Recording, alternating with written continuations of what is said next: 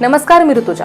या बातमीपत्राला सुरुवात करण्याआधी जर आपल्याला संपूर्ण कोकणातील आणि मुंबईतील लोकप्रिय JPR चॅनलचं आपलं कोकण हे चॅनल जर दिसत नसेल तर आजच आपल्या जवळच्या केबल ऑपरेटरशी संपर्क साधा आणि जाहिरातींसाठी सुद्धा खाली दिलेल्या नंबरवरती नक्की संपर्क साधा।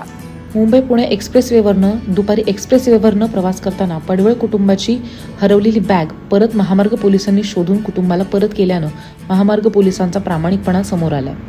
मुंबई पुणे एक्सप्रेसवेवरनं पृथ्वीराज पंडितराव पडवळ आणि आरती पंडितराव पडवळ कुटुंब हे पुण्याहून मुंबईला प्रवास करत असताना बोरघाटातील फूड मॉल ते खालापूर टोल नाका ह्या दरम्यान त्यांची सोन्याची बॅग हरवल्याची तक्रार खालापूर टोल नाका मधल्या महामार्ग पोलिसांकडे देण्यात आलेली होती।